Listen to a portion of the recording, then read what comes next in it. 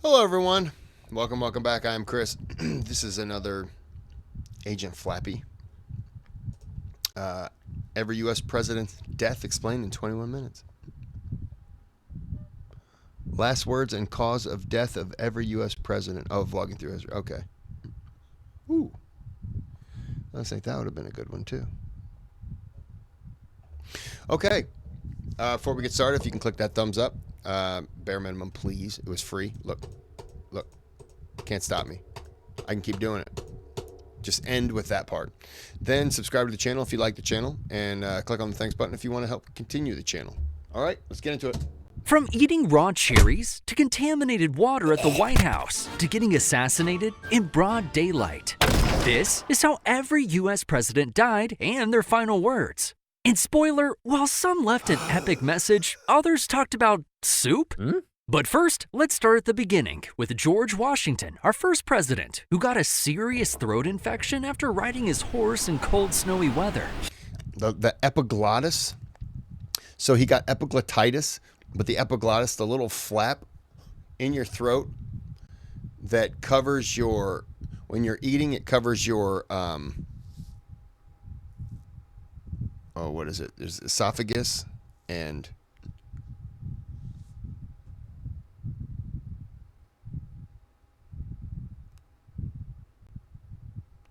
trachea? The hell? Anyways, if you're eating, it covers the the air intake valve to the lungs. It's just not coming to me. And then if you're breathing, it flaps over and covers the stomach so that, air's not going to pass down, even though that really, it's not as important. But that got inflamed, and eventually he suffocated. He likely had epiglottitis, which is when that little flappy thing at the base of your tongue becomes inflamed. Today, that's an easy fix with antibiotics. But back then, doctors tried bloodletting, which is when they cut your arm and drain blood from your body. They thought... Well, they didn't also think, Washington believed that it was going to help him, and all it did was just weaken his immune system even more, because now it has to try to compensate for lack of blood, and you're fighting an infection. It would somehow help, but it ended up making things way worse. And it's believed Washington lost 80 ounces of blood. That's like 6 Red Bulls. He told his doctor, "I die hard, but I'm not afraid to go." And as he struggled to breathe, his final words were, "'Tis well."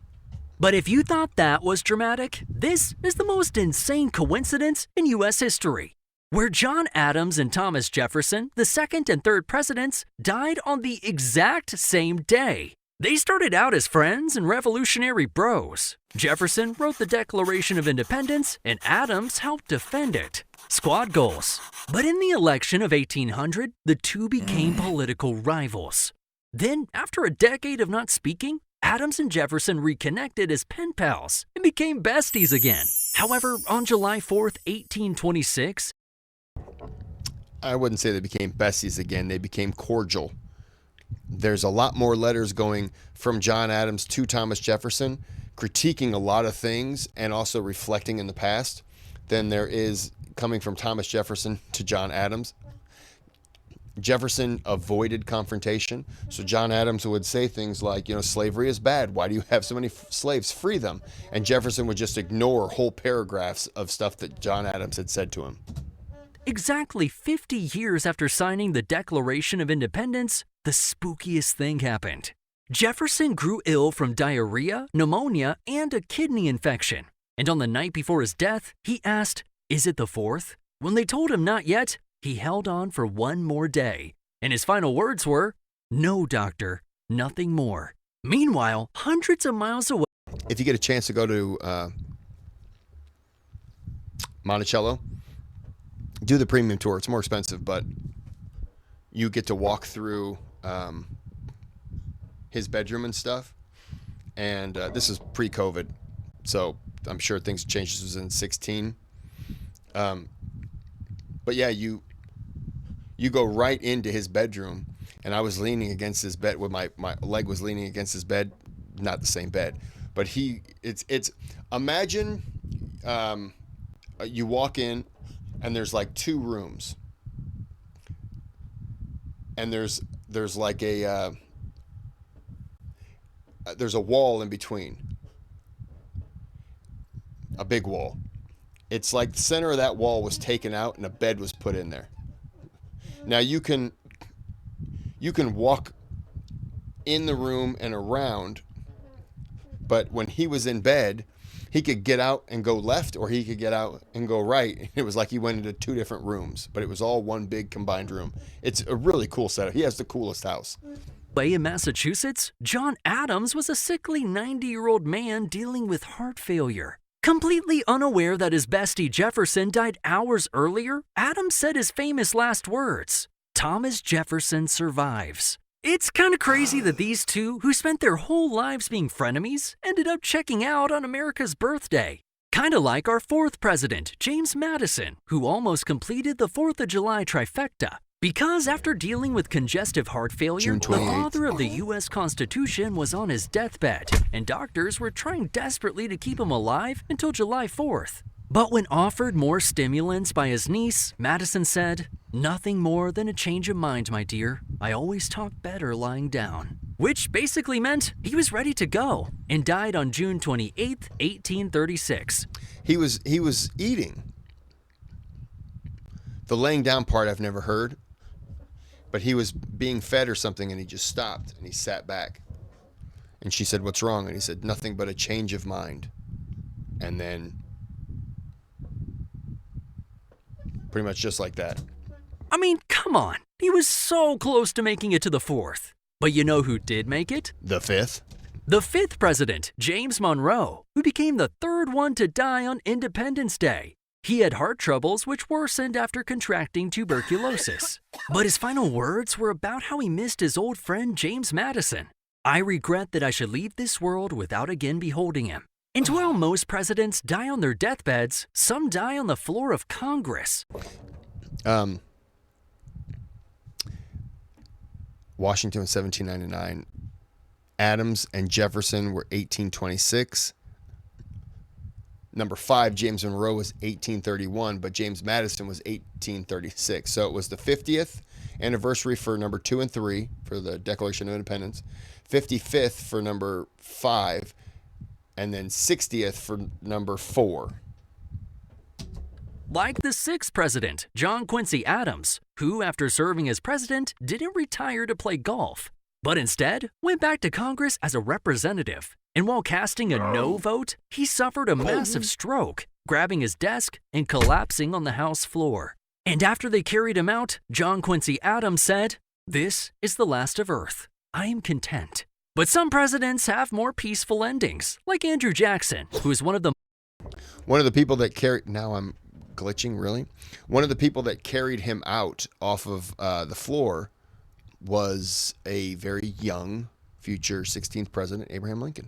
most insane presidents in American history. He was a tough dude who fought in duels, survived the first ever presidential assassination attempt, and beat up his would-be killer with a cane. But despite all this, one of the other people that was involved with beating up the assailant was...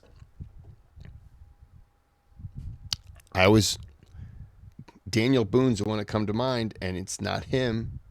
Was it David Bowie? David Bowie. It was David Bowie.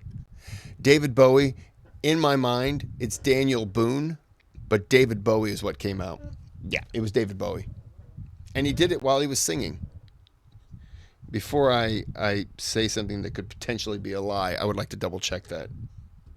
Okay, just before I went paused, I don't remember the name I said. I think I said Daniel Boone. Or did I say Daniel Crockett? Davy Crockett. Davy Crockett was with Jackson and jumped on the guy after Jackson began to beat him. he didn't go down the way you might think. He got tuberculosis, had heart problems, and suffered from dropsy, which is when your body fills with too much water. Hydrate or dihydrate, am I right? And on his deathbed, surrounded by family, this tough guy turned into a softie, with his last words being, "Oh, do not cry, be good children, and we shall all meet in heaven." And then there's Martin Van Buren, our 8th president, who struggled with asthma and heart problems. He died quietly at his fancy house called Lindenwald, with his last words being, "There is but one reliance," which was his way of expressing his trust in God. And while Van Buren lived a long 79 years, our next president holds the record for the shortest presidency because of this one dumb mistake. During his inauguration, William Henry Harrison gave an insanely long 2-hour speech in the freezing cold rain without even wearing a coat. And for over a century, we thought he caught pneumonia. He was butt naked. No one knows that because it's not true, but it's something that I'm trying to get started. And died. However, recent studies suggest this probably wasn't the cause, because he didn't get sick until 3 weeks after the inauguration. Experts now believe he either died from typhoid fever or septic shock due to contaminated drinking water at the White House.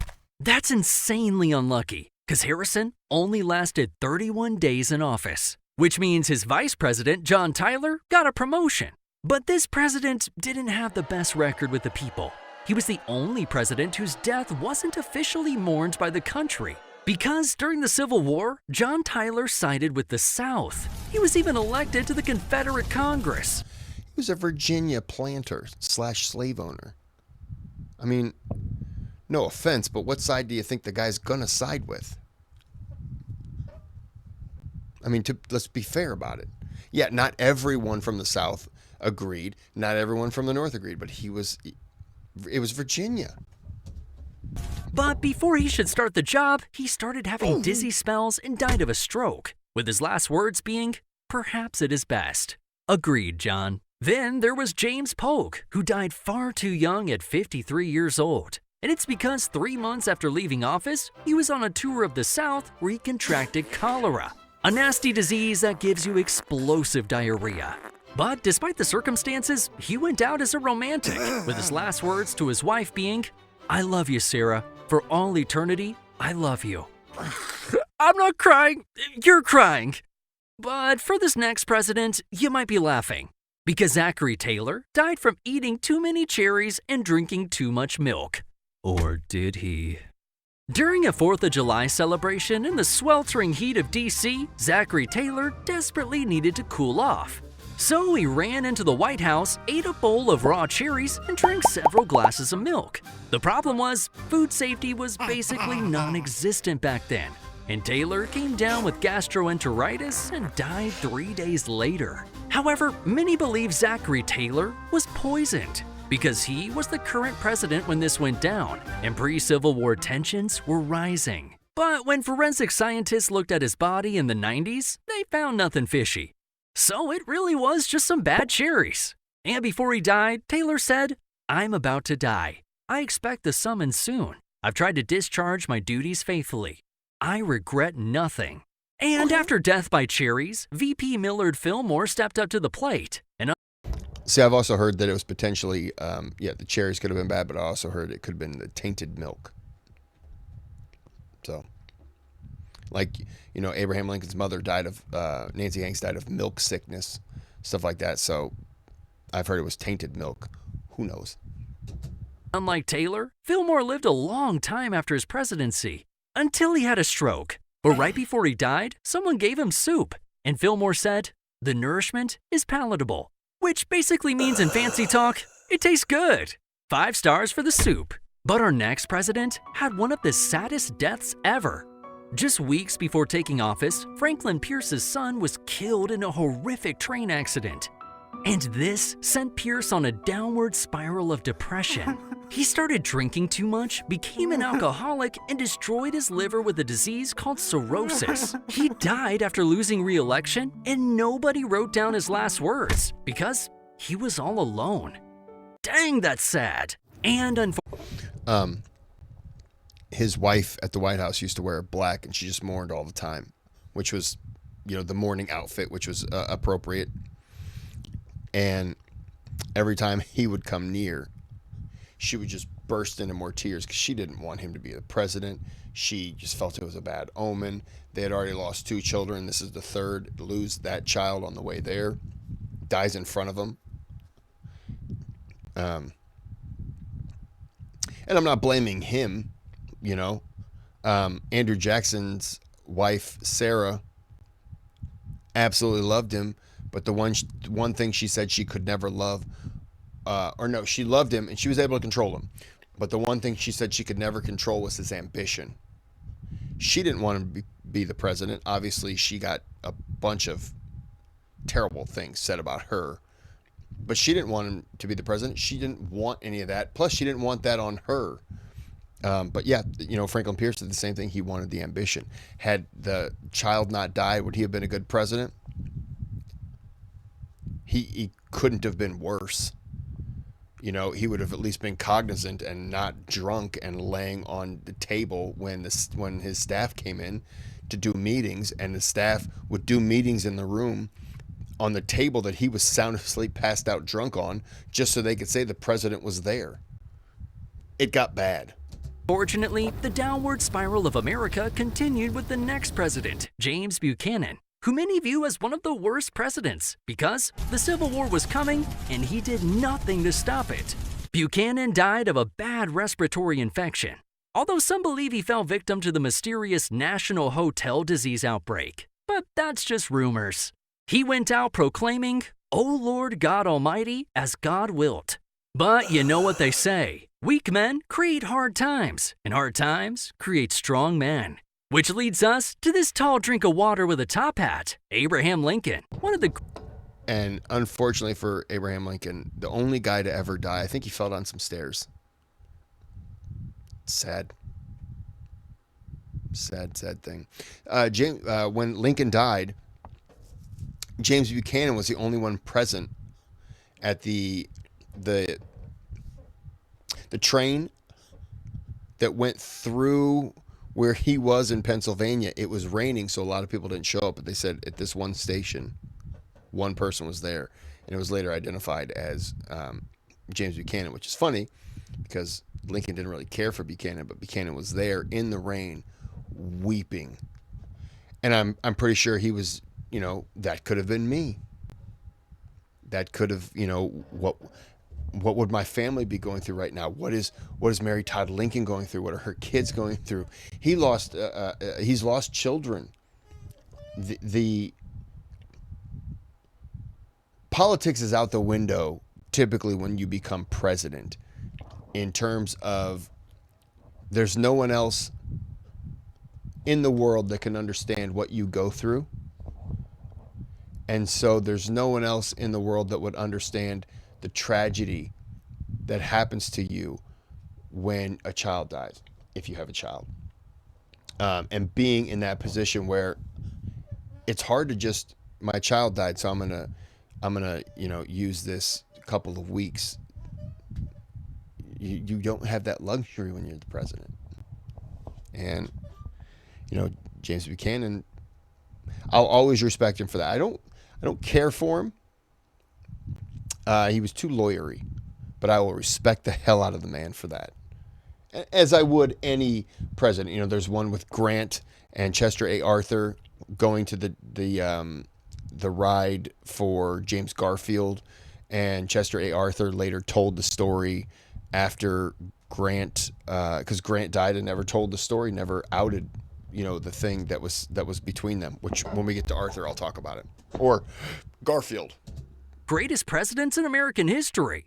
Although the Confederate South might disagree, because while watching a play at Ford's Theater, Abraham Lincoln was shot in the head by John Wilkes Booth, and unfortunately couldn't leave us with any words of wisdom. Instead, his final words were a casual reassurance to his wife in the theater box. She won't think anything about it. He was referring to what a friends might think of them holding hands at the theater. Scandalous. But after Lincoln's crazy assassination, VP Andrew Johnson took over, and he wasn't exactly popular. Congress tried to kick him out of the office with impeachment. And years later, Andrew Johnson died from 2 strokes he suffered while visiting his family in Tennessee. The second stroke left him paralyzed on one side, with his final words being, "My right side is paralyzed. I need no doctor. I can overcome my own troubles." And while some presidents were hated, others were celebrated as war heroes, like President Ulysses S. Grant, who led the Union forces to victory in the Civil War. But after his presidency, things took a turn for the worst, where Grant lost his life savings in a bad investment scam. Turns out some dude was running a Ponzi scheme. And to make matters worse, Grant was diagnosed with throat cancer. Probably from all the cigars he loved smoking. Sometimes 20 a day. Get this guy a nicotine patch! But before he died, Grant wanted to write his memoirs so his family wouldn't be broke after he passed. So he sat there every day writing as cancer ate away at his throat. And his last word was water. A simple request for a glass of water because his throat was so dang dry. Pretty crazy way to go out.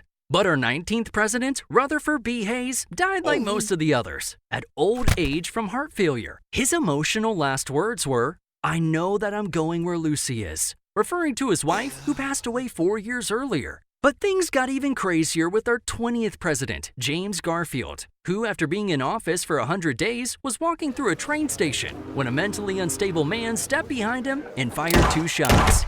The first bullet grazed his arm. The second bullet was lodged in his back. But Garfield didn't die because the bullet never hit any organs. All right. However, it all went downhill when doctors stepped in. They probed around with unsterilized instruments, and one even punctured his liver. So although Garfield initially survived, he suffered from massive infections over the next 80 days until he slowly died. With his last words being, "Swaim, can't you stop the pain?" Poor guy was basically the victim of medical malpractice. Man, I hate Mondays. On Garfield's funeral train, in the presidential section, was Arthur. Arthur was not prepared, and I don't think he ever had any desire to be the vice president, let alone now you're the president. But he was on this train. Hold on, what's going on? Sorry.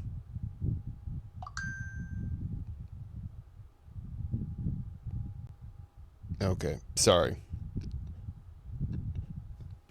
My camera. So he's on the train. Train stops. They're picking up another guest in New York, Ulysses S. Grant. Grant gets guided to the presidential car. He goes in, opens up the door, closes it. Chester A. Arthur's sitting I think he's in the middle of the train, and in the back of the train, not in this car, but on the next car, I believe, was the coffin of Garfield. I almost said Grant. Grant was at his own funeral. So Grant walks down, sits directly across the aisle next to Arthur. And as he walks up, he kind of puts his hand on him and just gives him a little pat and sits down. He's got his hat in his chest area. Gives him a pat. Doesn't say anything. Arthur's trying to get himself back together. Train takes off. They get to wherever they were going to go. It stops, and Arthur's kind of looking around.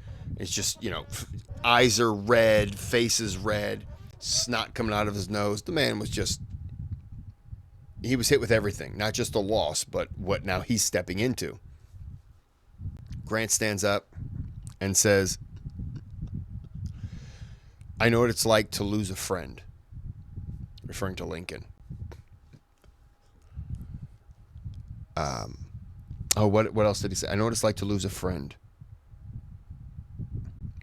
But in moments like this, we have to remember that there's a job to do. And there are people," meaning presidents, that's how it was taken, presidents, "that you can lean on." He stands up, takes a step backwards, and then puts his hand on his shoulder again and pats him, and then walks forward to the door, stops, steps sideways, and looks back at Arthur. And Arthur realizes, okay, he's waiting. So Arthur gets up, walks to the door, And Grant says, "They're waiting for you, Mr. President, when you're ready." I think he handed him his handkerchief. So Arthur wipes himself off. Grant kind of gives him a nod. I think he tried to hand the handkerchief back, and Grant was like, "It's yours now. You keep it." And and Grant says, "When you're ready." And Arthur nods, and Grant opens the door for him, and Arthur walks through, and Grant waits. And all the attention's there, and then Grant sneaks past, because he was not about to walk through first. He waited for Arthur to be the one, and then Grant snuck through later. And Arthur told that to hunting buddies. And it was just one of those moments where you got to see the humanity. And, they were same political ticket, but at the same time, Arthur was no one. And here's Grant. Grant is a figure. You know who the hell Grant is. And he said Grant was so sweet to him and made sure that he looked good and he was ready and wasn't going to rush him and anything like that. And I thought that's just one of those things that those are the things that I read and I'm like, that should be put forward. Everyone should know that, because people like Grant are, and other presidents as well, in these moments where you really get to see them, where you may not like them, but in that moment you would want to be Arthur, because you would want to have that guy kind of giving you that pep talk. And it shows that the humanity that we don't get to see, that humbleness, that there to pick you up. Garfield was succeeded by Chester A. Arthur, who eventually suffered from Bright's disease, which is kidney failure, and died from a stroke at 57. No definitive last words were recorded, but some say he whispered, "Life is not worth living." That's a bummer. Because our next president was a dude living life to the fullest, Grover Cleveland, who was our 22nd and 24th president. You go, Grover! He died from heart failure at 71, with his last words being, "I've tried so hard to do right." And the president caught between Cleveland's two terms was Benjamin Harrison, who came down with a bad case of the flu, which progressed to pneumonia. And despite good medical care, his lungs failed, and his last words being, "Are there any doctors here? Doctor, my lungs." Poor guy couldn't breathe, but at least he wasn't one of the 4 U.S. presidents assassinated, like William McKinley, who was attending a meet and greet in Buffalo when one of the people waiting in line was Leon Czolgosz, a Polish-American anarchist. He concealed a .32 caliber revolver under a handkerchief wrapped around his right hand. When it was his turn to meet the president, Leon fired 2 bullets into McKinley's abdomen. Luckily, one bullet grazed him, but the other went deep into his stomach. So they rushed him to the hospital. But the problem was doctors couldn't locate the bullet. So 8 days after the doctors' attempted game of operation, gangrene set in and McKinley died, with his last words being spoken to his wife. "We're all going. We're all going. God's will be done, not ours." But after this, Americans were fed up with presidents being killed. So the Secret Service gained full-time responsibility for protecting the president. Yeah, I think it's about time. Now, VP Teddy Roosevelt got promoted to the top job, and this guy was one of the toughest presidents we've ever seen. He served 2 full terms and wanted to come back for a third. In 1912, Teddy ran again as a third-party candidate for the Bull Moose Party, and when stepping out of his hotel to give a speech, he was shot in the chest. However, he didn't die. In fact, he got right back up and gave an 84-minute speech with a bullet lodged in his chest. That's pretty wild. Teddy went on to live another 6 years, where he led a deadly expedition through the Amazon rainforest, and once again, almost died. This time from a leg infection, weight loss, and malaria. He told the people that he told the people that were with him, I think one of them being his son, "Just leave me here. Leave me here to die. I'm too much of a burden." And they were like, yeah, dude, we're not going to do that. And many believe this permanently weakened him. Because at 60 years old, Teddy died from a blood clot in his sleep, with his last words being, "Put out the light, James." Man, Pour one out for Teddy. Because while some presidents are warriors, others are William Howard Taft. The president famous for being so fat, he got stuck in his bathtub. Charming. Not true. Not true at all. Probably started by the camp of Theodore Roosevelt because they did not like him. But believe it or not, that's not how he died. At only 5'11", William Taft ballooned to over 300 pounds, which strained his heart. And although he lost a great deal of weight, the damage was already done, with Taft dying from heart failure at 72. And his final words weren't recorded, so we'll just have to use our imagination. Woodrow Wilson never fully recovered from a massive stroke he suffered while in office. He had strokes his whole life. I don't remember how many of them. He had a lot of them. Fortunately, he lived his final years partially paralyzed, with his last words being, "I am a broken piece of machinery. When the machine is broken, I am ready." But at least this dude died after being president.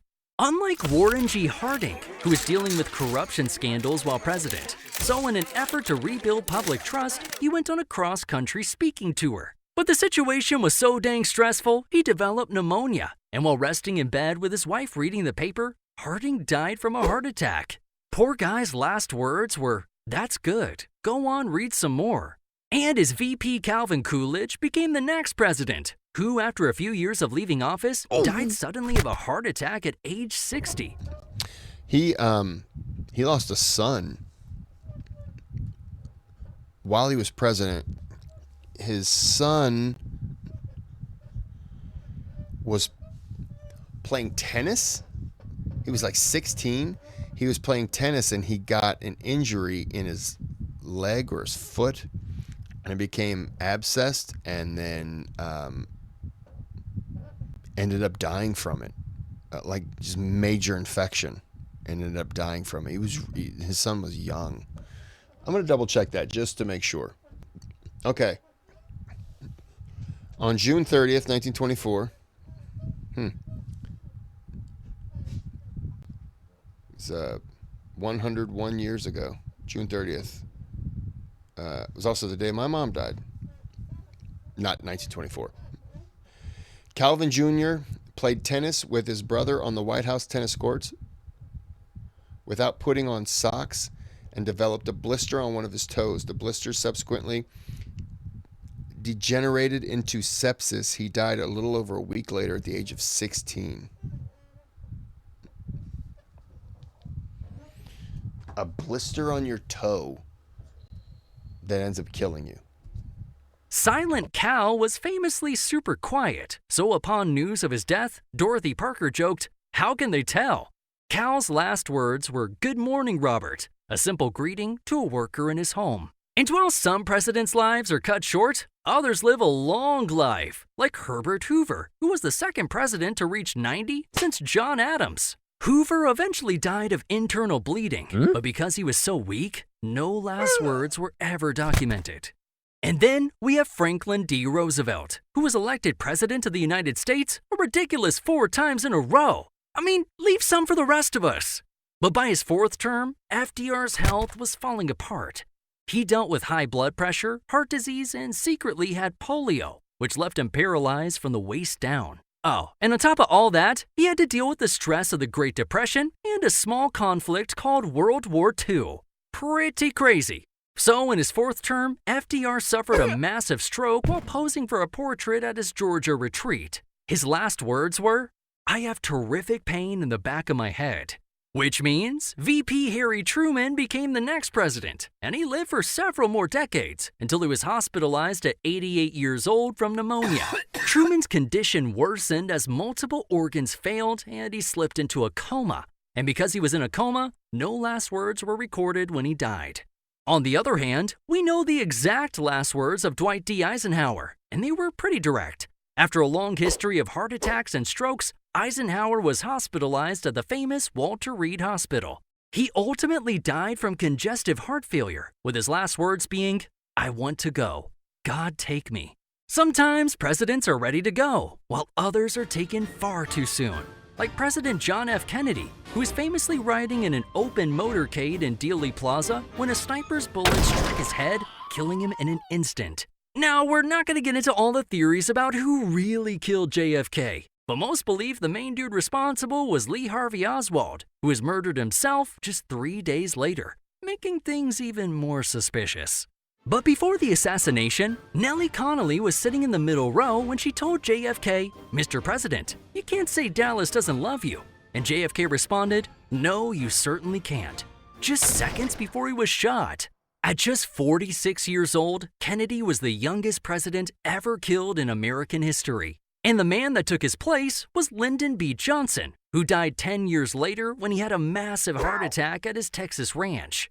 And as he felt it come on, he grabbed the telephone and said, "Send Mike immediately," referring to his Secret Service agent. But it was too late. Those were his final words as he dropped dead. Now, Richard Nixon died in a similar fashion. Famous for dealing with Watergate and getting impeached, dude lived a pretty stressful life. But Nixon didn't die until he was 82. After suffering a massive stroke in his home in New Jersey, Nixon yelled, "Help!" That was his last word as he was rushed to the hospital and slipped into a coma before finally passing. But I wonder if that was more stressful than the time he resigned from being the president. I remember in the 90s, his body, I remember him dying. And I think that was the first president that had died since I had been alive, or that I knew of. And yeah, I was kind of shocked. And I remember they it was like C-SPAN or something. They had his body laying in state, and it showed people coming by. I remember that. Because the next man up was Gerald Ford, who served out the rest of his term. And thanks to modern medicine, Gerald Ford lived to the ripe age of 93 years old when he died from cerebrovascular disease, which is a fancy way of saying blood couldn't flow to his brain. He also struggled with arteriosclerosis, which is hardening of the arteries. All of this led to the peaceful passing of Gerald Ford in his California home, where he set the new record for the longest living president in U.S. history. But no last words were made public. His family wanted to keep things private. But Ford's record didn't last very long, because the next president, Jimmy Carter, seemed to live forever. In fact, he literally just died. Jimmy Carter lived to be 100 years old before dying of natural causes on December 29th, 2024. Although his actual moment of death last words weren't publicly reported, in the final weeks, Carter told his family that he was ready to see Rosalind again, referring to his wife who had died a month earlier. It's pretty crazy to see a president reach the century mark. And Ronald Reagan wasn't too far behind, dying at 93 years old after a decade-long battle with Alzheimer's. And since he had Alzheimer's, Reagan had no lucid final words before he died. Man, I hate that disease. Kinda like I hate Parkinson's, which is what George H.W. Bush suffered from in his final years, which left him wheelchair-bound. His last phone call was to his son, the other President George Bush, where he said his final words, "I love you too," right before dying at 94 years old. But that takes us to today, where 5 presidents remain. And although it's the most dangerous job in the world, modern-day presidents live longer than ever before. Shout out to the Secret Service and top-notch medical care. Cause the average lifespan of presidents went from 70 years old in the 18th and 19th centuries up to 78 years old in the 20th century. In fact, we have an old guy in office now, and he had to dodge a couple bullets to get there. But if you think that's crazy, I'll leave you with the most insane presidential death facts. 8 presidents died while in office, 4 were assassinated, and 4 died from natural causes. The youngest president died at 46, while the oldest president died at 100. Remarkably, Adams and Jefferson died on the exact same day. And don't get me started on the insane coincidences between Lincoln and JFK's assassinations. But I guess we'll save that for another video. Hold on. Welcome back, everyone. Well, I've had a lot of... Nope. We're going to go back to the previous video. We're gonna go back. We're gonna go back. Okay, we're going back. We're going back. From eating... There you go. greatest last stands in history.